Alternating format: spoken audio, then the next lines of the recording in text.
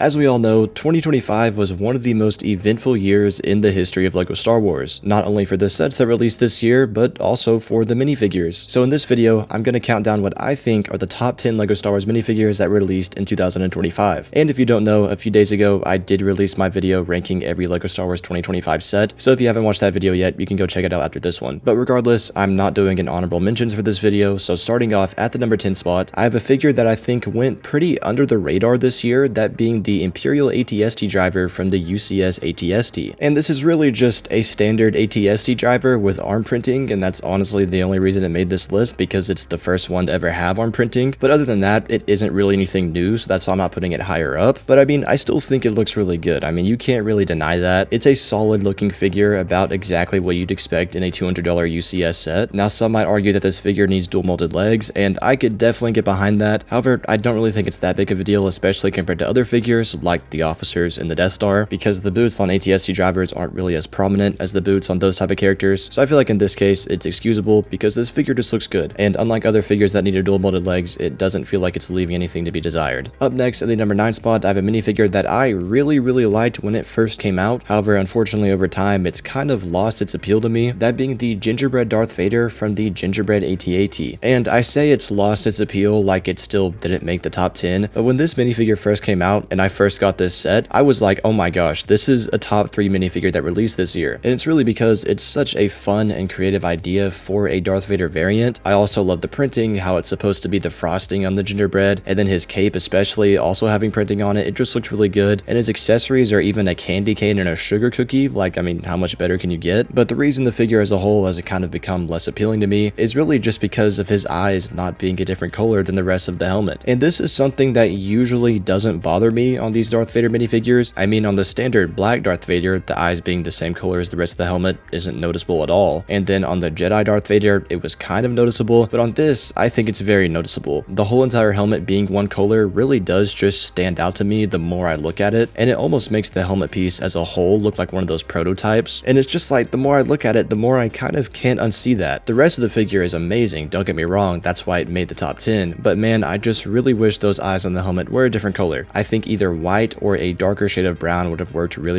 well, but no, unfortunately they just left it blank, and again, it kind of looks like one of those prototype pieces. But I mean, still, the figure as a whole is really good, and after all, it still did make the top 10 in my head. Next up, at the number 8 spot, I have another minifigure that I think has kind of gone under the radar, that being Solitus or Solitus. I still don't know how to say his name because I didn't watch Rebuild the Galaxy Season 2, and I'm not going to. But yeah, this character as a figure looks really awesome in my opinion. I don't really have a whole lot to say about him because I don't know a whole lot about him, but I just think he's a cool and unique figure, especially with his dual purple lightsabers that are kind of chained together. I think that looks awesome. And it's also really cool to get another figure of the Cad Bane species that isn't Cad Bane, because you could definitely use this figure as an alien side character in a mock or something. Moving on to the number 7 spot, I have the GOAT Captain Jag from the ARC 170 that released back in January. And really, all of the clone pilots that came in that ARC 170 look really good. They're some of the only LEGO clone troopers left that LEGO hasn't messed up. They looked good in the 2010s, and they still look good in 2025, even better in 2025 actually. And I feel like I really could have picked any of the 3 of them for this number 7 spot here. However, I went with Captain Jag just because I think he has the coolest looking helmet. I like the blue markings. Anyways though, up next at the number 6 spot, I have Asajj Ventress from the V19 Torrent, and I just absolutely love the colorway on this figure. I don't know what it is, it's just the purple and the white go so well together. It's very vibrant and eye-catching, and I think it's definitely one of the more unique figures LEGO has made. And I also think, this might be a hot take, but I also think it's the best Asajj Ventress they've ever made too. It's very simple, no crazy printing here and there, besides maybe the printing on her head, but it's just the colorway, man. The purple and white looks so good. But now making our way to the top 5, at the number 5 spot, I have probably the most popular figure that released in 2025, and also the one figure you guys have probably been waiting to see where I put on this list, and that is the Hot Tub Stormtrooper from the $1,000 Death Star. And honestly, it made the top 5, which I think is solid, and to most of you guys, I mean, I'm sure it's kind of a no-brainer to have this figure in the top 10. I mean, I think it looks great. It's awesome that LEGO even found a way to make this figure in general, because I think the $1,000 Death Star is really the only set that this figure could belong in, unless they put it in like a poly bag or something. But really, the Death Star is the only standard set that would make sense to have a figure like this. So that's why I honestly don't think we're probably ever going to see it again, and it's probably always going to remain exclusive to that Death Star. But regardless, it's still a great figure, and it's funny they even made him in the first place. However, the reason I didn't put him in the top 3 or the top 2 or even at the number 1 spot is simply because he uses the Family Guy Stormtrooper helmet. And as you guys know, I don't like that helmet. I'm never going to like the Family Guy Stormtrooper helmet. So if it had a different one, specifically the 2014 Stormtrooper helmet, it'd probably be in the top 3. But I mean, after all, it doesn't really matter that much because it still made the top 5. Moving on to the number 4 spots, I have a figure that really surprised me this year, that being the Clone Cadet from the Camino Training Facility GWP. And the reason this figure surprised me is 1, it kind of caught me off guard how LEGO even made this figure in the first place, and 2, because I wasn't expecting LEGO to actually put so much effort into it. I mean, you know how they are with Star Wars figures nowadays, especially clone troopers, and for them to give figures arm printing and dual molded legs in a set that's this small was very surprising and also really nice to see. But they just look great. I mean, I don't really know what else to say besides that. I don't think there's really a way to make this figure any better than this right here. And again, I'm just very surprised and very happy that LEGO made these figures in the first place and put so much effort into them. Anyways though, now making our way to the top 3, at the number 3 spots, I have, well, another figure that honestly really surprised me, that being Lama Su from the Playscale Jango Fett Slave 1. And just like the Clone Cadets, the reason this one surprised me is just because I wasn't expecting LEGO to make it, and I also wasn't expecting them to do such a good job, because leading up to the release of the set that this figure came in, first of all, after the UCS Slave 1 released, we found out we were going to be getting a Playscale 1 later that summer, and the rumor said that it was going to have a Kaminoan figure, and I'm pretty sure the community as a whole just automatically assumed that it was going to be the same one that came out in 2022 in the Obi-Wan's Jedi Starfighter, because as we all know, LEGO does that pretty often. They'll just reuse a figure instead of make a new one. However, no, they made a completely new Kaminoan character here that they've never made before, and it was a really nice surprise. It's easily the highlight of the set that it comes in, with its unique head mold that represents kind of the collar of the outfit he's wearing and his Kaminoan neck, and then also, like Asajj Ventress, another purple and white colorway that's just very appealing to me at least. So I mean, yeah, overall, I think this is going to go down as one of the best and most fan-favorited figures of all time, and again, it was just really nice to see that they made it in the first place. I'm gonna sound like a broken record at this point, and I promise I'm not meaning to, but up next at the number 2 spot, I have yet another figure that really surprised me, that being the Obi-Wan Kenobi from the V19 Torrent. And the reason this figure surprised me is because, like the Clone Cadets, I wasn't expecting LEGO to put this much effort into it, because I mean, this is, without a doubt in my head, the best LEGO Obi-Wan Kenobi they've ever made, and they have made a lot of different Obi-Wan Kenobi variants over the past 27 years, and I just simply think this one stands at the very top. First of all, I think this is one of Obi-Wan Kenobi's best outfits in general, so that already kind of set this figure up for success, and the surprising part is that they just went ahead and gave him arm printing. I absolutely love how they're starting to sporadically give more figures arm printing nowadays, and it's not a super rare thing like it used to be, because getting a figure like this in a set that's under $100 is really awesome. But anyways, now making our way to the number 1 spot, I have a figure that actually didn't surprise me at all this year, but I still think it deserves the number 1 spot, and that is the UCS Jango Fett from the UCS Jango Fett Slave 1. And the reason this figure didn't surprise me is just because I knew this figure was going to be good. I mean, the original leak for the UCS Jango Fett Slave 1 surfaced in like November of 2024, and I just immediately knew that the Jango Fett figure was gonna be top tier. I mean, I'm saying that like I foretold some prophecy or something and I told the future, but in reality, I mean, it's a no-brainer that a UCS figure like this would be this good. I think everyone was expecting it. I mean, it's just as detailed as you'd expect it and want it to be for a set that's $300, and of course, it's also got arm printing, making it the first Jango Fett and only Jango Fett to have arm printing. Now, when it first came out, a lot of people were complaining about the jetpack being gunmetal gray and not silver, because silver was the color LEGO had previously used on these Jango Fett minifigures. However, I personally don't really care. I mean, the silver looks good, but the gunmetal gray also looks really good, and if you look at shots of him in Attack of the Clones, his jetpack does look darker anyway, so honestly, I think gunmetal gray is kind of more accurate. But regardless, the figure's great, and we knew it was going to be great ever since the set leaked and came out, and for me at least, it was a no-brainer to put this at number 1. Anyways though, that is going to do it for this video. As always, let me know what you think about my list down in the comments below. If you're new, please consider subscribing, and if you want to check out more videos, you can see on the screen right now.